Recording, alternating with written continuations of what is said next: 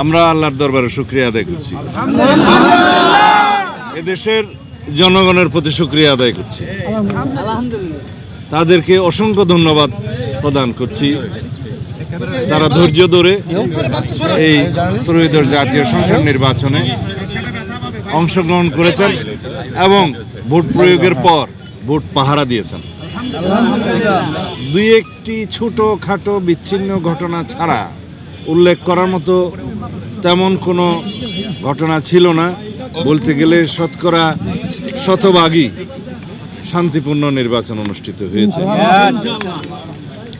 এই বিজয় আমাদের প্রত্যাশিত ছিল। আমরা বাংলাদেশের জনগণের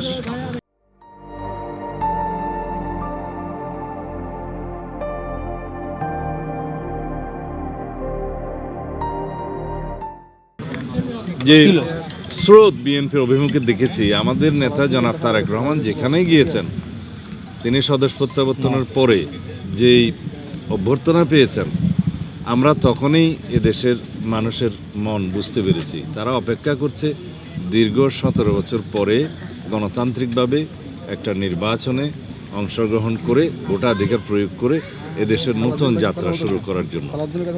বাংলাদেশের গণতন্ত্রের, শক্তিশালী গণতন্ত্রের ভিত্তি রচনা শুরু হয়েছে। গণতান্ত্রিক যাত্রা অব্যাহত থাকবে ইনশাআল্লাহ। দেশের সকল রাষ্ট্র কাঠামোর গণতান্ত্রিক সংস্কার এবং সংবিধানের কাঙ্ক্ষিত গণতান্ত্রিক সংস্কার করা হবে, যেটা আমাদের 31 দফার উদ্দেশ্য ছিল, লক্ষ্য ছিল, এবং তার ভিত্তিতে আমরা আমাদের ইশতেহার প্রণয়ন করেছি। ইতিমধ্যে জুলাই জাতীয় সনদ স্বাক্ষরিত হয়েছে, যার মধ্যে দিয়ে একটি রাজনৈতিক সমঝোতা হয়েছে।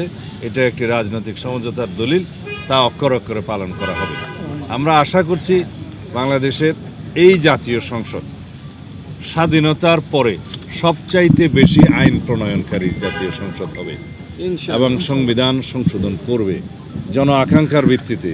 আমাদের শহীদদের আকাঙ্ক্ষা অনুযায়ী, প্রত্যাশা অনুযায়ী, তরুণ প্রজন্মের প্রত্যাশা অনুযায়ী এই দেশকে আমরা মেধা নির্ভর, প্রযুক্তি নির্ভর এবং জ্ঞান নির্ভর রাষ্ট্র বিনির্মাণের জন্য আমরা সমগ্র দেশবাসীর সহযোগিতা চাই, গণমাধ্যমের সহযোগিতা চাই, সমাজের, রাষ্ট্রের সকল স্তরের যে যেখানে আছেন, সমাজের যারা দায়িত্ব পালন করছেন, রাষ্ট্রের বিভিন্ন স্তরে দায়িত্ব পালন করছেন, সকলের সহযোগিতা চাই একটি শক্তিশালী সাম্যের ভিত্তিতে মানবিক মর্যাদার এবং সুশাসন প্রতিষ্ঠার। আমরা 3টি জিনিসকে সবচেয়ে বেশি গুরুত্ব দিচ্ছি: আইনের শাসন প্রতিষ্ঠা, দেশের অর্থনৈতিক সমৃদ্ধি এবং দুর্নীতি নির্মূল করা। ধন্যবাদ।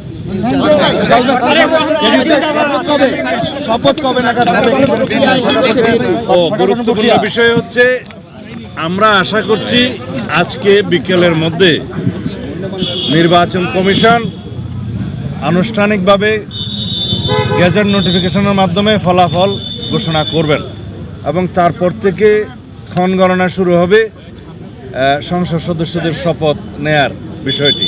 সেটা সাংবিধানিকভাবেই হবে ইনশাআল্লাহ। I work for AFP.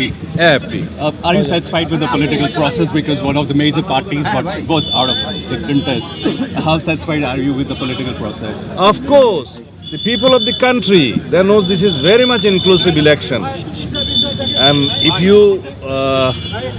like to mention the exclusion of Awami League and etc., people have rejected through the mass uprising in last August 2024, and they are being prosecuted.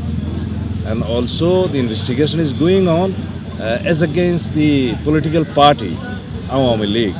This is under process.